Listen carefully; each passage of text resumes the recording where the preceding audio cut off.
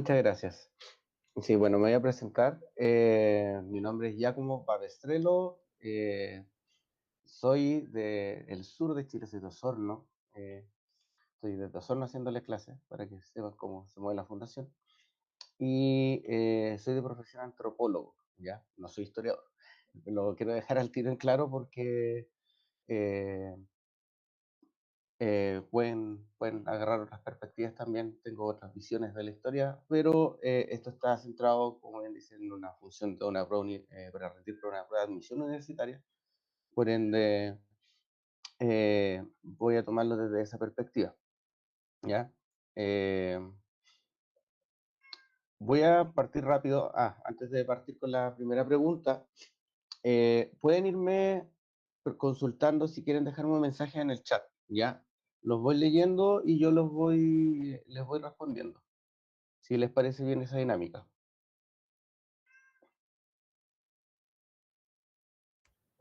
¿Sí? Súper. ¿Sí? ¿No? Ya, perfecto. Eh, ya, eso más que nada, chiquillos. Tratemos de no ocupar tanto el micrófono, porque de repente se mezclan las voces y es más difícil contestarle a cada uno.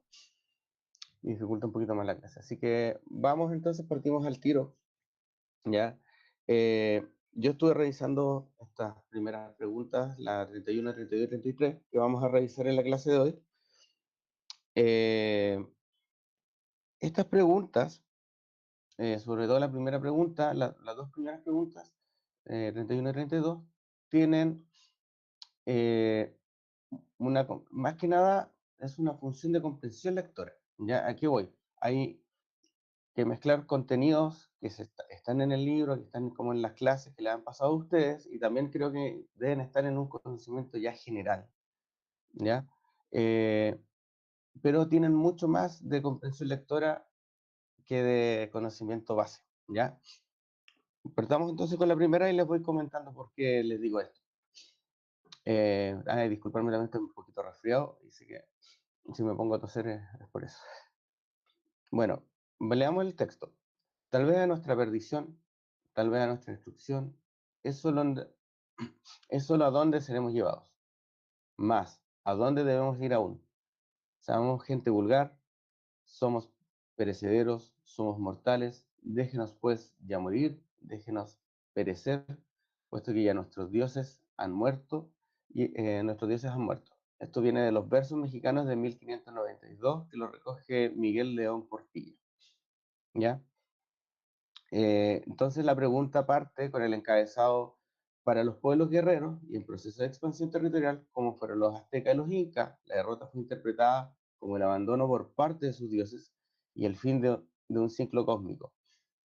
Esto se ha denominado por los historiadores indigenistas como, pasamos a la alternativa, eh, la alternativa A nos dice que eh, el momento en que los pueblos originarios deciden enfrentar al conquistador. La alternativa B nos indica que la situación exacta que se impone la verdad del cristianismo. C, el sentido que los indígenas le otorgan al carácter divino de los conquistadores. D, el gran trauma de la conquista que viven las comunidades originarias. Y E, el verdadero contacto entre el mundo cristiano occidental y el amerindio.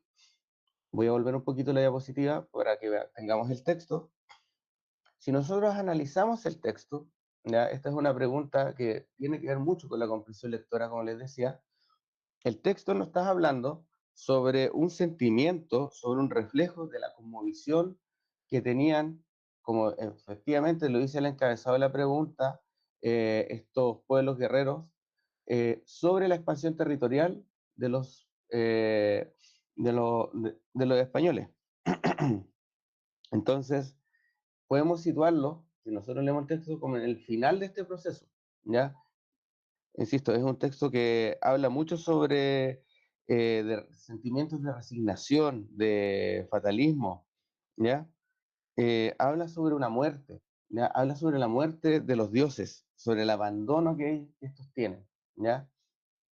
Entonces nos da a entender que existe un sentimiento de depresión, ¿ya? Que va depresión y pérdida de esperanza en el futuro. Eso es como si nosotros hacemos solamente un análisis del texto, situándolo en un contexto histórico, que es el contexto que es 1592, por decirlo así, digamos, o incluso posterior, anterior, perdón, en el cual se habla sobre esta avanzada ya de los españoles sobre los pueblos originarios de México. Entonces, eh, para ir descartando alternativas, podemos entender que la alternativa A no nos da esa visión tan fatalista, sino que nos dice que van a enfrentarse, sino que van a extinguirse, sino que déjenos morir, ya vamos a perecer. Eso es lo que nos está diciendo el texto, ¿ya?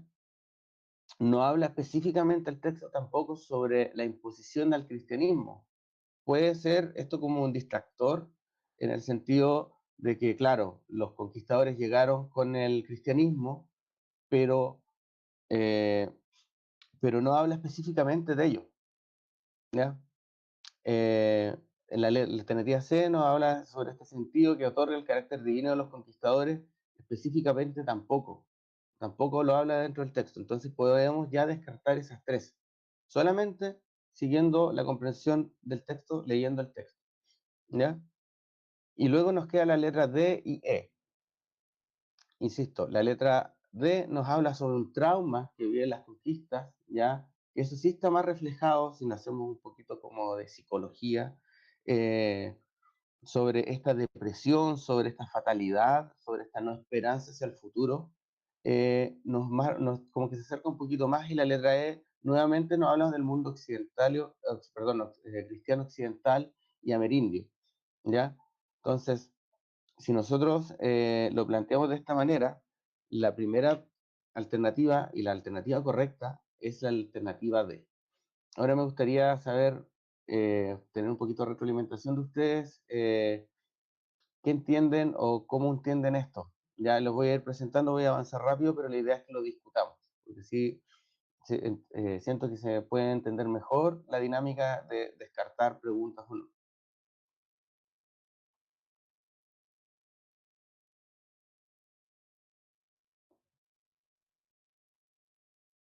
No sé si hay alguna pregunta en el chat.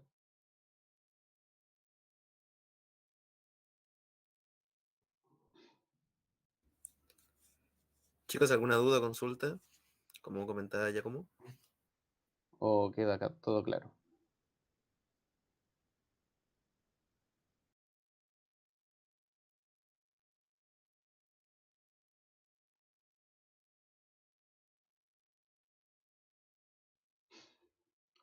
Claro, como dice Felipe, claro, en este tipo de preguntas, o por lo menos en esta pregunta, por el tipo de texto, es fácil descartar. O sea, es posible descartar haciendo una comprensión lectora, ¿ya?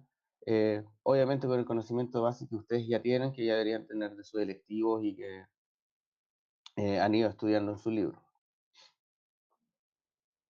Pero alguna otra duda, por ejemplo, como, no sé, inferir en el tipo de...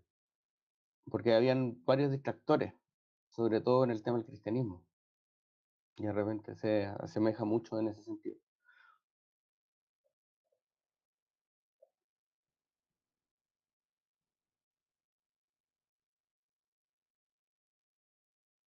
¿no? Perfecto. Supongo que estamos en buen pie entonces. La pregunta 32, tenemos también más o menos algo similar, ¿ya?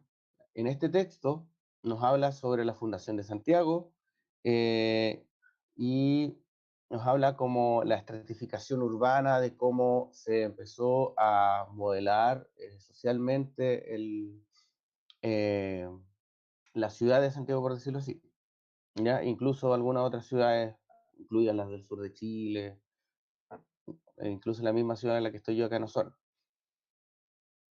Vamos a ir leyendo el texto entonces. A partir de la fundación de Santiago, el 12 de febrero de 1541, la ciudad fue planificada conforme a lo establecido en las leyes de Indias. las que definían con gran detalle el diseño y la ubicación de los nacientes centros urbanos del Nuevo Mundo, estableciendo, a la vez de sus cuadrículas, una rígida estratificación social. En su origen, la ciudad no aceptó dentro de sus límites a la población indígena, obligada a esta ubicarse hacia el sur y en menor grado hacia el oeste de la capital, conformándose de esta manera las primeras poblaciones periféricas marginadas de la trama urbana central. Este texto es de Necochea y Trivelli, en Dos tomas en terreno de campamento, de Daniel Sepúlveda. Eh, Como les decía, el texto habla sobre una caracterización social, es decir, de cómo se va armando el mundo social, cómo se va desarrollando este mundo social y a la vez cómo se va posicionando geográficamente dentro, espacialmente, perdón, no hablemos de geografía, hablemos de espacio, espacialmente dentro de la ciudad o cómo se fueron dando las ciudades, ¿ya? Eh, entonces, siguiendo el encabezado, según lo que indica el texto, Santiago es concebida conforme al modelo español, con su típica ordenación en cuadrícula, y consultan y le preguntan, perdón, cuál fue una de las características sociales que destacó en la urbe de los primeros tiempos. ¿Ya? Eh, para esta pregunta, eh, es necesario ir desglosando e ir también, insisto, utilizando la comprensión lectora del texto, nos habla de esta rígida estratificación social en cuadrículas que ya no nos anuncia el encabezado, pero que más encima nos da a entender de que deja espacios para que se puedan asentar estas sociedades fuera de la española. Eh, la- las leyes de Indias, estas son promulgadas por la monarquía española para regular la vida en las tierras conquistadas. Entonces, los españoles ya eran conscientes de estos procesos y buscan entender, por ejemplo, si buscamos conceptos clave para poder entender este concepto de espacio en el cual que regula esta ley, hay que buscar características sociales dentro del texto. Por ejemplo, la estratificación social de los pueblos. Ese es un concepto que da origen eh, a, a población, a un tipo de población específico en un lugar concreto. Eh, entonces, las alternativas que nos dan para entender, cuando nos consultan, voy a volver, disculpen, cuál fue una de las características sociales que destaca en la urbe de los primeros tiempos, eh, podemos entender que nos dan a entender que es la segregación socioespacial, la integración de los diversos sectores étnicos de la ciudad, la autonomía política y económica, el poblamiento periférico de la élite dominante, las leyes de Indias que ordenaban que los indígenas no se atrasen a la urbe. Si nos vamos a entender las preguntas, el por qué no es, por ejemplo, no sería en este caso eh, la integración de diversos sectores étnicos de la ciudad, el mismo texto menciona que las leyes de la India, si bien regulan, no integran, ¿ya? Son grupos aparte que están fuera, que comparten un mismo espacio, pero están fuera. Por ende, podemos descartar ahí la letra B. Eh, Autonomía política y económica, sabemos bien que no existe, no existía en esa época la autonomía política y económica que los españoles validaran ante las comunidades en el proceso de conquista o en el proceso de fundación, ¿ya? Sabemos que si bien existieron tratados en los cuales se dividían cierta cantidad de territorio, eh, entre comunidades mapuches sobre todo, pero no está hablando de eso, ¿no? El texto no nos está hablando de la autonomía política y económica que existían dentro de estos pueblos, sino de cómo se distribuían socioespacialmente dentro de la Fundación de Santiago. Eh, la letra D puede ser también una de las, junto con la letra A, perdón, pueden ser ambas como consideradas ya que, eh, disculpen, ya que se habla de un tema de poblamiento periférico, pero no es de la élite dominante, ¿ya? Y las leyes de India, no, y bueno, en la letra E nos habla de las leyes de India que ordenaban que los indígenas no se tracen en la urbe, tampoco habla sobre una integración o un desarrollo urbanístico, sino que más bien hablan, como dice la letra A, sobre la segregación socioespacial en la cual los españoles hacían regir a las comunidades de pueblos indígenas dentro de un espacio. Por ende, la alternativa y respuesta correcta a esta pregunta es la letra A. ¿Alguna duda, alguna consulta?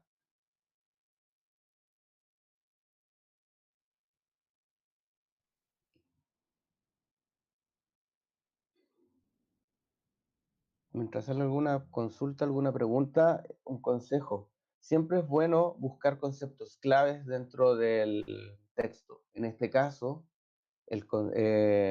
los conceptos claves eran las leyes de Indias, que es un concepto a considerar, como ya les decía, se promulgan leyes para regular la vida en las tierras conquistadas y el texto habla de las características sociales, por ejemplo, estratificación social de los pueblos originarios. Entonces, con eso nos permite ir descartando e irnos quedando con preguntas que quizás algunas pueden ser liberando distractores y quedarnos con las que sí nos pueden servir para tener la respuesta correcta.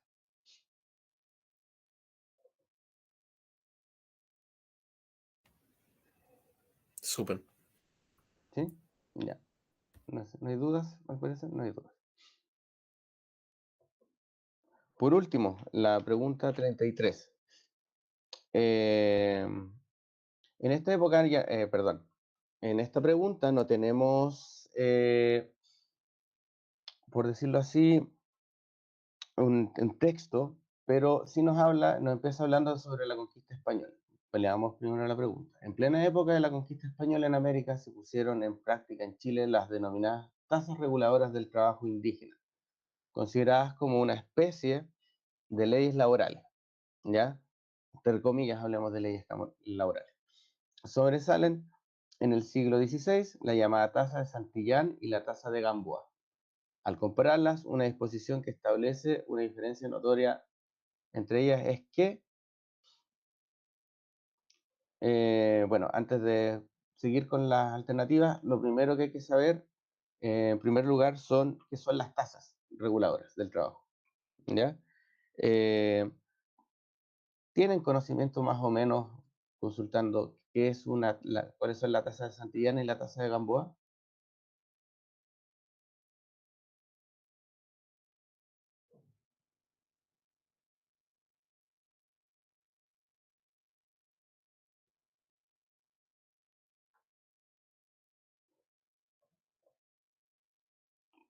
Bueno, en caso de que no lo sepan, voy a darla, ya que no hay mucha participación.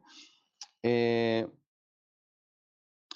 la tasa de Santillán, que es la primera que es nombrada dentro de la pregunta, es una tasa que se promulga, como bien dice el encabezado, es, digámosle, o es una especie de ley laboral, ¿ya? Ley laboral entre comillas, que lo promulga Rodrigo de Quiroga en 1558 y establece el sistema famoso de la mitad, ¿ya? Que es un sistema donde se trabaja 6 por uno, creo que era. 6 días a la semana y un día se trabaja como para el pueblo, si mal no recuerdo. Bueno, bajo este sistema, generalmente los pueblos originarios, o el ser indígena, el sujeto autóctono de acá, era forzado y era obligado a trabajar, ¿ya? Eh, Generalmente en cualquier proyecto colonial, sea una mina, sea lavadero de oro, sea eh, agrícola, etcétera, ¿ya? Y era por un tiempo definido, ¿ya? Y se asigna una tarea específica a este tipo de sujeto indígena. Por ejemplo, unos eran mineros y otros eran constructores.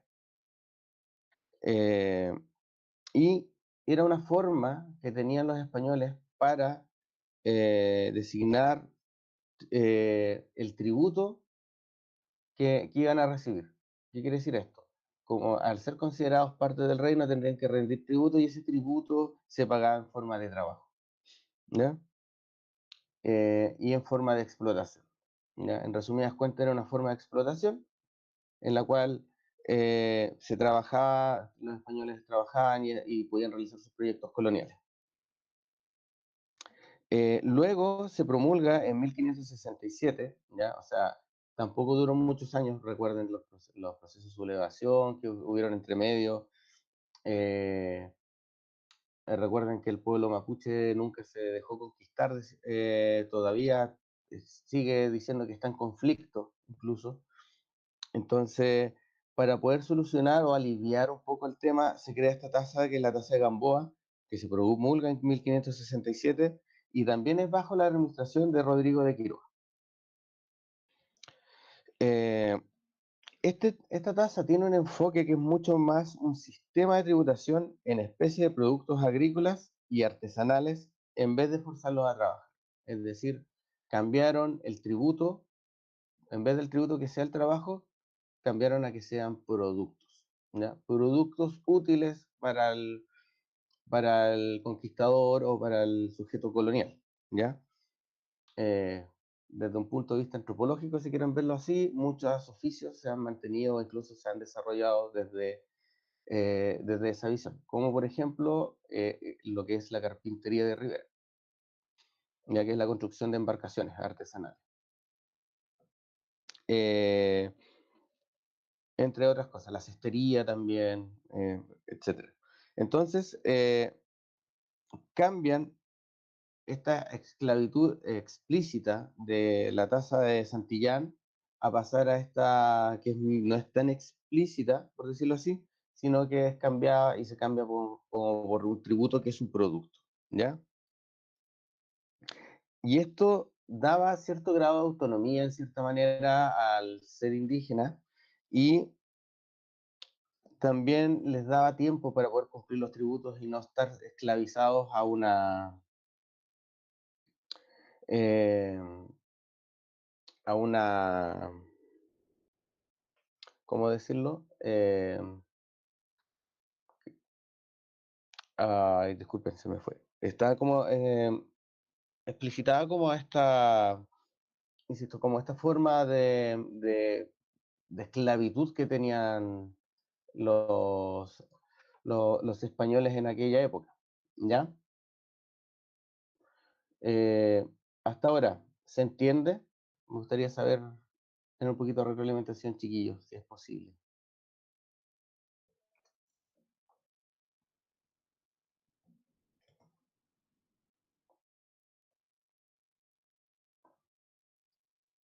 Perfecto, muchas gracias, chiquillos, chiquillas. Entonces, ya entendido esto, ya entendiendo las que son las tasas, podemos pasar a ver las alternativas. Y la alternativa A nos señala, por ejemplo, que la primera, en la tasa Santillán, nos establecía disposiciones de protección del trabajo indígena, ¿ya? Entonces ya podemos ir descartando ahí que no hablaba de una disposición de trabajo, eh, sino que una protección del trabajo, sino que todo lo contrario, era una esclavitud.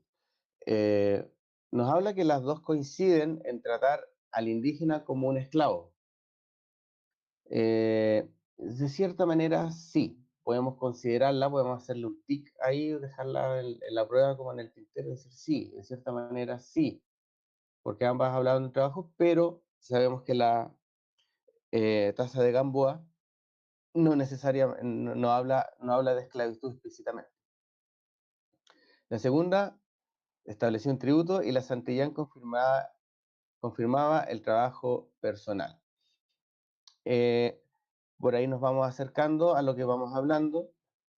Sigamos con la siguiente. La letra D nos menciona que la encomienda era abolida solo en la tasa de Gamboa. Eh, claro, también podemos dejarla por ahí. Y la letra E nos dice que ambas tasas obligan a los naturales a integrar la hueste. Disculpen que de repente me cuesta leer los conceptos de naturales y cosas así. Eh, tengo otra visión de conceptos, pero de los pueblos originarios, hablamos de pueblos originarios. Pero si nosotros hacemos la diferencia, que es lo que nos preguntan, ambas tasas, o sea, la principal diferencia entre ambas tasas es la estructuración de cómo se explotaba a este ser indígena, a este sujeto indígena, ya este pueblo originario. Que una era contra el trabajo forzado y otra era contra el producto que daba más libertad. Entonces, de todas las alternativas, las que más se acerca, porque no habla, la tasa de Gamboa no habla de abolir la encomienda, sino que habla solamente que se cambia el tipo de forma de tributo a la cual se le tiene que rendir a la corona. Por ende, descartando A y B, D y E, nos quedaría la letra C, la cual es la respuesta correcta de estas tres, o sea, de esta pregunta. Entonces, para responder esta pregunta, lo que es necesario, como para ir finalizando, es tener claro el sistema de encomienda y tener claro este sistema de tasas y de formas de trabajo y de cómo se produce la vida, se producía la vida, perdón, se constituía la vida en el mundo colonial del Chile colonial español. Y con eso yo creo que daríamos terminado esta primera fase